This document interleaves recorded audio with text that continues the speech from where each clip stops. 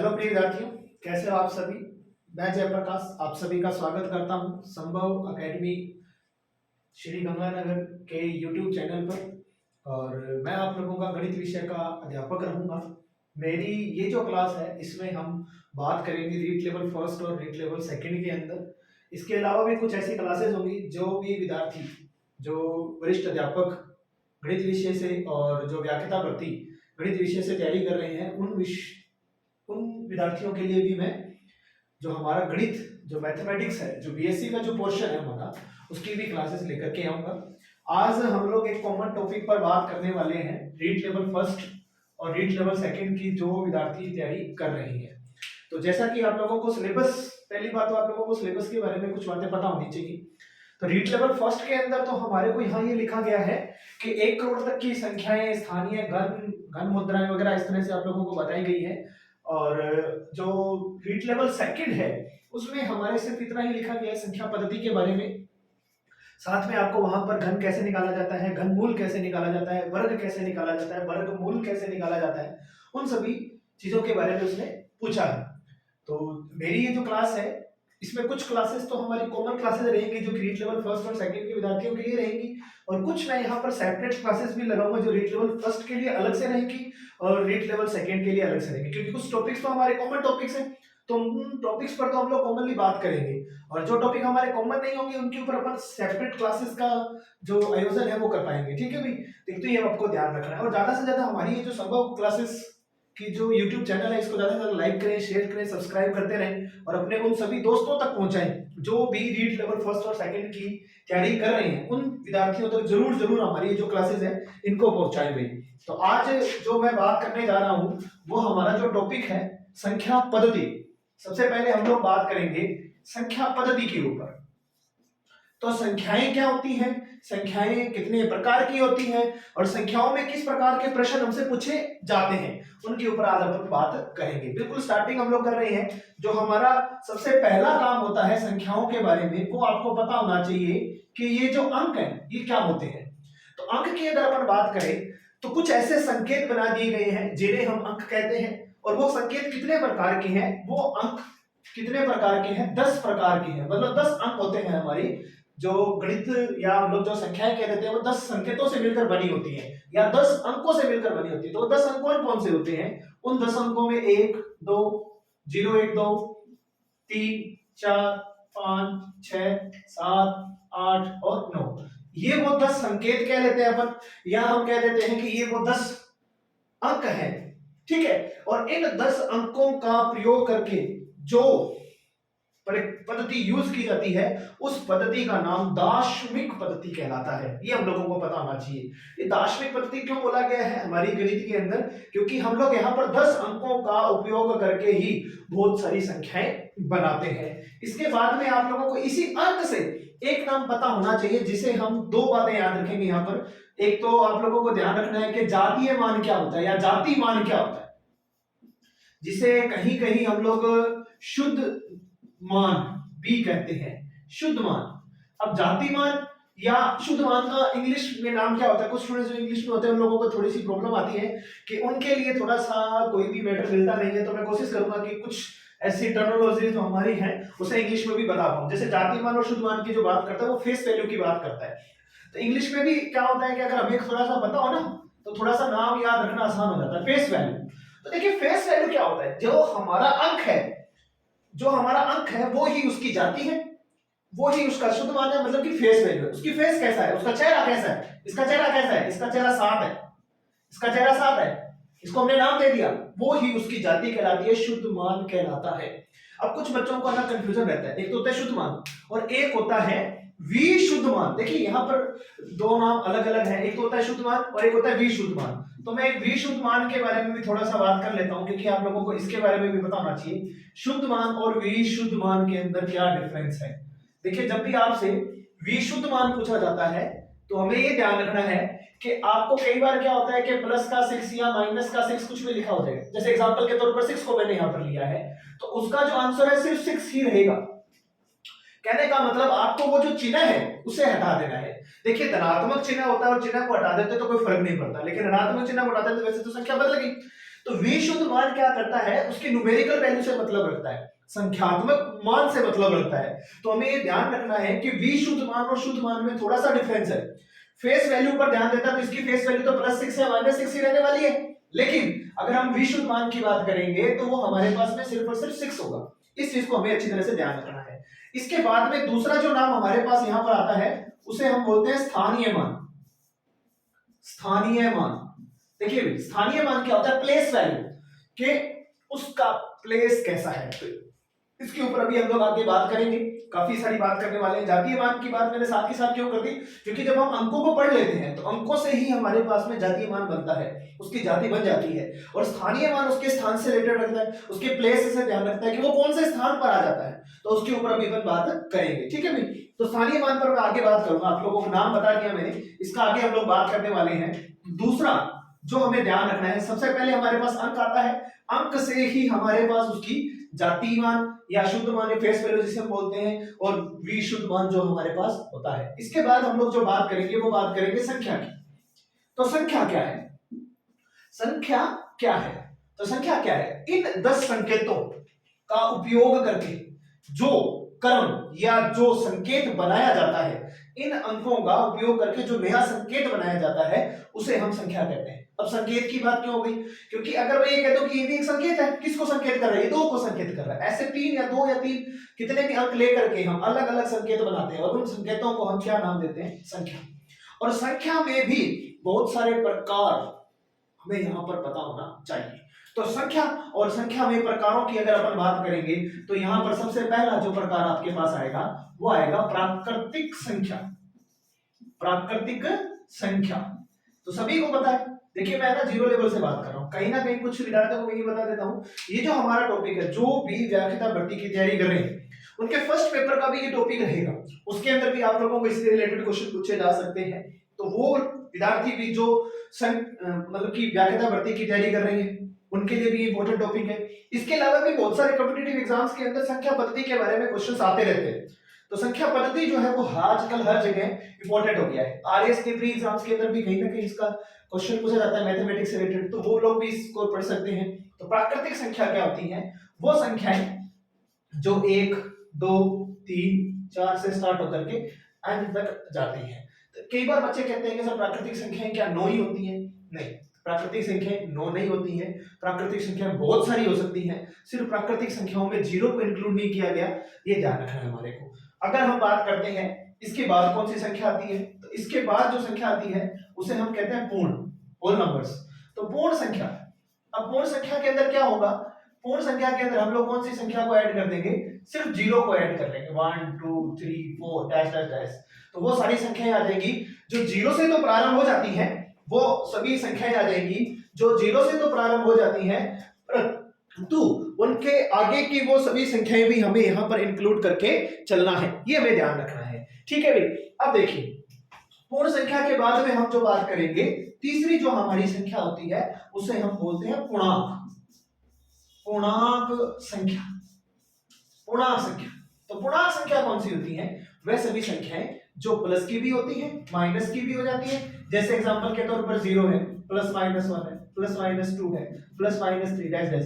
देखिए मैंने प्लस और माइनस को सेपरेट करके नहीं लिखा है, अलग अलग करके नहीं लिखा है, हम लोगों ने उसको एक साथ ही लिख दिया। सिर्फ हमें ये पता होना चाहिए कि संख्याएं कौन सी हैं, 0 है, +1 है, +2 है, +3 है, इस तरह की सारी संख्याएं किसमें आती है, पूर्णांक संख्याओं में आती हैं। तो सबसे पहले हम देखेंगे अंक, अंक से हमें पता चलता है उसका जातीय मान, शुद्ध मान, और उसके बाद हम बात करेंगे संख्या की। संख्या क्या है, बहुत सारे इन संकेतों का उपयोग करके जो व्यवस्था या जो संकेत बनता है उस संकेत को हम संख्या बोलते हैं, और उसमें हम बात कर रहे हैं संख्याओं के प्रकार की। सबसे पहला जो हमारा प्रकार होता है वो प्राकृतिक संख्या, उसके बाद आता है पूर्ण संख्या, उसके बाद हमारे पास आ गई पूर्णांक संख्या। अब इसके बाद में हम अगला टॉपिक जो लेते हैं, लास्ट जो हमारा सा नाम आता है उसे हम बोलते हैं परिमेय।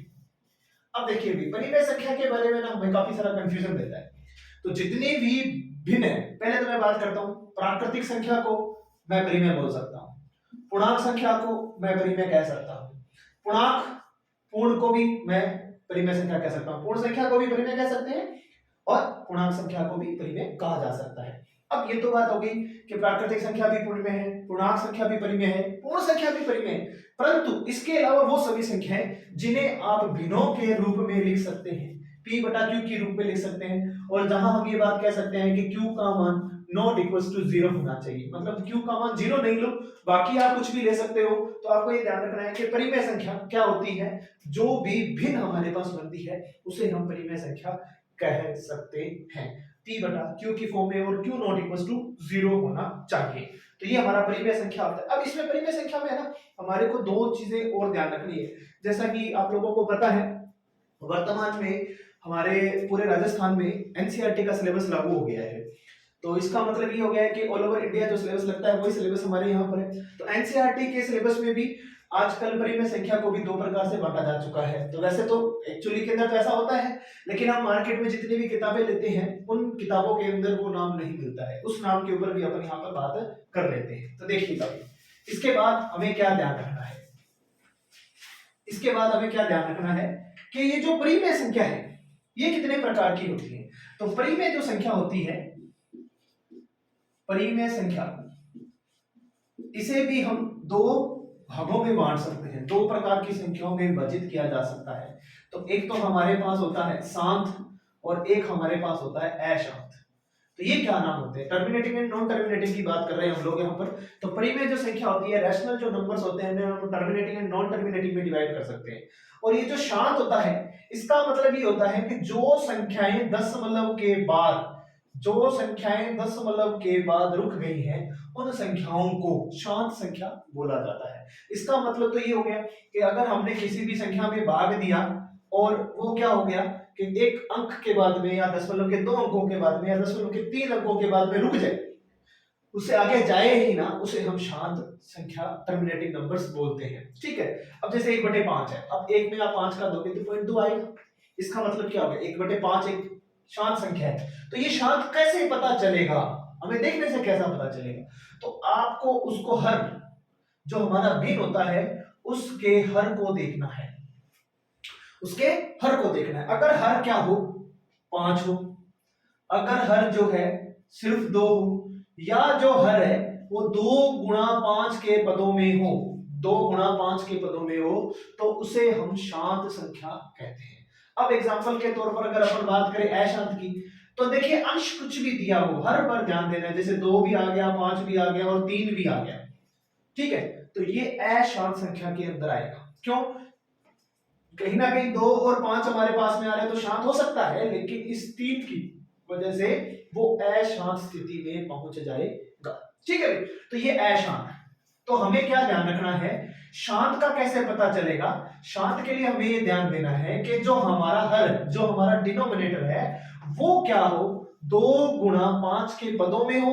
अब यहां पर 2 की पावर भी कुछ हो सकती है, 5 की पावर भी कुछ भी हो सकती है, मतलब 2 और 5 चाहे कितनी भी बार आ जाए, चाहे कितनी भी बार आ जाए उस हर के टुकड़ों के अंदर, अभाज्य गुणनखंडों के अंदर, तो उसे हम क्या बोलेंगे, शांत। और अगर 2 और 5 के अलावा कुछ और आ जाता है या अकेला कुछ और आ जाता है तो उसे हम अशांत संख्या बोलेंगे, नॉन टर्मिनेटिंग नंबर्स बोला जाता है। तो ये तो हमारे पास बात आ गई परिमेय संख्या की। इसके बाद हम बात कर लेते हैं, इसके बाद हम बात करेंगे शांत है, शांत के बाद हम बात कर लेते हैं अपरिमेय संख्या की, अपरिमेय संख्या की। तो जब हम लोग यहां पर अपरिमेय संख्या की बात करेंगे, देखिए अपरिमेय संख्या वो सभी संख्याएं जैसे कि वर्गमूल 2 है, वर्गमूल 3 है, वर्गमूल 5 है, वर्गमूल 6 है, या कुछ बीजीय व्यंजक या कुछ बीजीय जो संख्याएं होती है उन्हें भी अपरिमेय संख्याओं में लिखा गया है।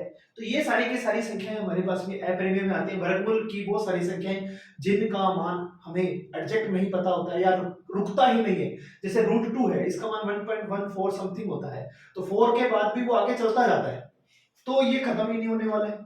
ये भी ऐसा ही है, ये सारे अंक भी वैसे ही है, तो इसीलिए इन्हें हम क्या बोलते हैं, अपरिमेय संख्या। कहीं ना कहीं कुछ बच्चों को ये कंफ्यूजन रहता है कि पाई तो परिमेय होना चाहिए, तो मैं आपको एक कंफ्यूजन क्लियर कर देता हूं। पाई का अप्रोक्सीमेट मान जो है, या हम कह सकते हैं पाई की जो वैल्यू है 3.14 समथिंग होता है, जो अप्रोक्सीमेट इक्वल होता है 22/7 के। तो पाई को तो हम लोग अपरिमेय संख्या बोला गया है और 22/7 को हम परिमेय संख्या बोलते हैं। 22/7 को हम परिमेय, और वो भी किस कैटेगरी में रखते हैं, अशांत प्रवृत्ति के अंदर हम लोग यहाँ पर इसको रखते हैं, ये हमें ध्यान रखना है। तो परिमेय संख्या हमारे पास में क्या हो गई है, अशांत जो कि 22/7, और यहाँ पाई जो है वो हमारे पास अपरिमेय की संख्या में आता है। तो ये भी हमें ध्यान रखना है। अपरिमेय संख्या के बाद जो हमारी अगली संख्याओं के प्रकार में आता है वो होगा वास्तविक संख्या। देखिए भाई, जितनी भी संख्याएं हम पढ़ते हैं, जितनी भी संख्याएं हम लिख सकते हैं या दिखा सकते हैं, बता सकते हैं, वो सारी की सारी संख्याएं कौन सी होती है, वास्तविक संख्या होती है। वास्तविक संख्या, रियल नंबर्स। अब वास्तविक संख्या के अंदर हमें ये ध्यान देना है, जैसे कि प्राकृतिक हो गई, जैसे कि पूर्ण हो गई, जैसे कि पूर्णांक हो गई, या मैं बात कर लेता हूं परिमेय की, या हम बात कर लेते हैं अपरिमेय की। तो वो सारी की सारी संख्याएं किसमें आती हैं, वास्तविक संख्याओं के अंदर आती है। जितनी भी संख्याएं हम लोग यहाँ पर लेते हैं वो सारी की सारी संख्याएं क्या आती है, वास्तविक संख्याओं में आती है। इसमें एक नाम और मैं आप लोगों को बता देता हूं, वैसे तो हमारे सिलेबस से रिलेटेड नहीं है, फिर भी हमें पता होनी चाहिए। काल्पनिक संख्या। काल्पनिक संख्या क्या होती है, काल्पनिक संख्या में जो मोस्टली जो डिफाइंड की गई है काल्पनिक संख्या के अंदर, वर्गमूल में -1, वर्गमूल में -2, वर्गमूल में -3। रूट के अंदर जो माइनस वाले नंबर्स होते हैं उन संख्याओं को हम काल्पनिक संख्या के अंदर रखते हैं। काल्पनिक संख्याओं में इमेजिनरी नंबर्स के अंदर रखा गया है, क्योंकि इनकी फोटो तो कुछ होती है बट इनके बारे में ज्यादा डिटेल्स में हम लोग कुछ भी बात नहीं कर सकते, या कोई भी एग्जैक्ट वैल्यू या कोई भी रूट की वैल्यू हम लोग यहाँ पर एग्जैक्ट निकाल नहीं पाएंगे। तो ये इसीलिए इन्हें कौन सी संख्या बोला गया है, काल्पनिक संख्या बोला गया है। तो ये तो बात हो गई हमारी नॉर्मली जो संख्याओं के प्रकार हम लोगों को पता है या हम लोग ज्यादातर जिनके ऊपर बात करते हैं। वैसे तो क्या होता है, क्वेश्चंस इनसे रिलेटेड नहीं बनता है, लेकिन हमें इनके बारे में पता होना चाहिए। जैसे सबसे पहले प्राकृतिक आई, फिर पूर्ण आया, फिर पूर्णांक आ गई, फिर परिमेय आ गया, फिर अपरिमेय आ गया, और फिर वास्तविक आ गया। लास्ट में हम लोगों ने काल्पनिक के बारे में बात करी। लेकिन इसके अलावा भी बहुत सारी ऐसी संख्याएं हैं जिनके बारे में हमें पता होना चाहिए और क्वेश्चन पूछा जाता है। तो जो अब हम लोग पढ़ने वाले हैं उनके बारे में ज्यादातर क्वेश्चन पूछा जाता है। तो सबसे पहले हम लोग बात करेंगे सम संख्या की, इवन नंबर्स। इवन नंबर्स, सम संख्या, तो वो सभी संख्याएं, वह सभी संख्याएं जो 2 से विभाजित होती है। अब देखिए इसके बारे में मैंने कुछ चीजें और बताने वाला हूं, ध्यान साथ से साथ समझते जाना कि सम संख्या वह सभी संख्याएं जो 2 से विभाजित होती है। अब आपको ऐसा बोला जाए, आपको ऐसा बोला जाए कि प्रथम 5 सम संख्या का योग ज्ञात कर। आपको क्वेश्चन इस तरह से आएगा। तो पहली बात तो ये पता होना चाहिए कि प्रथम 5 सम संख्याएं कौन सी हैं। तो पहली 5 संख्याएं अगर आप लिखते हैं तो 2, 4, 6, 8 और 10, और उसके बाद इनका क्या पूछा गया है, योग। तो वैसे तो हम इस तरह से अगर इन संख्याओं को लिख लेते हैं तो इन सभी संख्याओं का योग आप लोग कर सकते हैं। लेकिन यहां पर मैं आप लोगों को एक शॉर्ट ट्रिक बताने वाला हूं जिसमें हमें ये ध्यान देना है कि आपके पास संख्याएं कितनी हैं। तो अगर आपके पास में संख्याएं 5 है, संख्याएं कितनी है, 5 है, तो आप इसका औसत आसानी से निकाल सकते हैं। ध्यान रखिएगा प्रथम के लिए ही ऐसा यूज किया जाता है, पहली से अंत तक का ही इसका यूज किया जाता है। तो 5 और कितनी संख्याएं हैं, 5 + 1, तो ये इसका क्या होगा, औसत होगा। और ये हमारे पास क्या है, संख्या है। और जब हम लोग संख्या का औसत से गुणा कर देते हैं तो वो जो मान आता है वो हमारे पास में योग आ जाता है। तो हमें ये वाला चीज भी पता होना चाहिए कि अगर आपके पास में औसत हो और आपके पास में संख्याएं हो तो आप उसका योग निकाल सकते हो। तो आपसे दो बातें यहाँ क्लियर हो गई कि प्रथम 5 संख्याओं की बात करी थी, सम संख्याओं की बात करी थी, और आपके पास में संख्याएं 5 हैं तो उसका औसत कितना होगा, सम संख्याओं का औसत 5 + 1 6 होगा। जैसे कि एग्जांपल के तौर पर देखिएगा, औसत हमेशा क्या होता है, बीच वाली संख्या होती है। तो यहाँ पर मैं ये बात करूंगा, ये देखो ये बीच वाली संख्या है, और अगर ये बीच वाली संख्या थी, ये हमारा औसत है। तो क्या संख्याएं कितनी थी, 5 थी, तो एक ज्यादा हो गया, 6 होगा। अब ध्यान से समझना, अगर यहाँ पर संख्याएं 6 होती, अगर यहाँ पर संख्याएं 6 होती तो औसत कितना होगा। तो आप देखिए यहाँ पर बीचों बीच में कौन सा अंक आने वाला है, 7, तो वो एक्चुअल में 6 + 1 के बराबर है कि नहीं है। तो हमारा इन संख्याओं का जो औसत होने वाला है वो 7 होने वाला है। तो 6 संख्याओं का औसत 6 + 1 हो जाएगा। तो प्रथम 6 संख्याओं का योग भी कितना हो जाएगा, 6 × 6 + 1 की फॉर्म में आ जाएगा। तो ये हमें ध्यान रखना है। तो बाई चांस अगर आपसे इस तरह का प्रश्न पूछा जाता है कि आप योग निकालें, तो आप योग आसानी से निकाल सकते हैं यदि आप उसका औसत कैलकुलेट कर लेते हैं। और औसत निकालना बहुत ही आसान बात होती है भाई, बिल्कुल बीच वाला पद आप लोगों को निकालना होता है। बीच वाला पद निकालने का एक और तरीका भी होता है, अगर संख्याएं लगातार है, देखिएगा इस बात को समझिएगा, लगातार संख्याओं के लिए, लगातार संख्याओं के लिए हम एक फॉर्मूला यूज करते हैं, क्या, औसत निकालने का। औसत निकालने का एक फॉर्मूला हम लोग यूज करते हैं जिसमें ऐसा आता है, प्रथम संख्या प्लस अंतिम संख्या बटा में 2 कर दीजिए।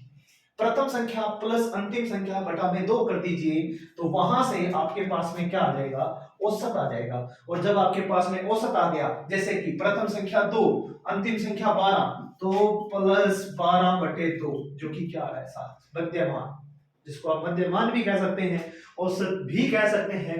तो ये हमारी आ जाएगी सम संख्याएं। ठीक है भी, तो सम संख्याओं का योग भी मैंने यहाँ पर आप लोगों को बता दिया, प्रथम 5 सम संख्याओं का योग मैंने यहाँ पर आपको बताया। एक चीज मैं आप लोगों को और बता देता हूं जिसको आप ध्यान से समझिएगा। जैसे कि अगर आपको ये बोल दिया जाए क्वेश्चन के अंदर कि 1 से 20 तक की सम संख्या का योग। अब देखिए इस बात को समझना जरूरी है।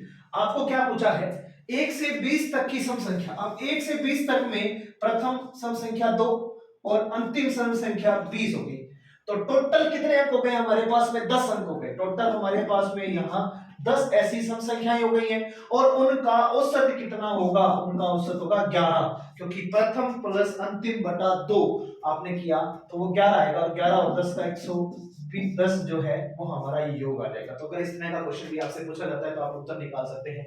अगली संख्याओं के अंदर बची हुई संख्याओं के बारे में बात करेंगे, और बहुत सारे ऐसे चीजें बताऊंगा जो आप लोगों को एग्जाम से रिलेटेड इंपॉर्टेंट रहेंगी। रीट लेवल फर्स्ट के अंदर थोड़ा सा इससे अलग मैटर भी हमारे यहाँ आएगा, जिसमें मैं रोमन संख्याओं के बारे में भी बात करूंगा, जिसमें मैं मुद्रा के बारे में भी बात करूंगा, और भी सारी जो हमारे सिलेबस से रिलेटेड जो हमारा पहला टॉपिक है उसके ऊपर भी बात करेंगे। जो घातांक है, जो गुणा करने की बातें आती हैं, उसके ऊपर भी हम लोग बात करेंगे। तो घातांक के बारे में जो रीट लेवल फर्स्ट है उसमें तो लिखा नहीं गया है, लेकिन जो रीट लेवल सेकंड है उसके अंदर घातांक के बारे में भी बोला है, तो हम लोग घातांक के ऊपर भी बात करेंगे। वर्ग और वर्गमूल निकालने के बारे में बात करेंगे।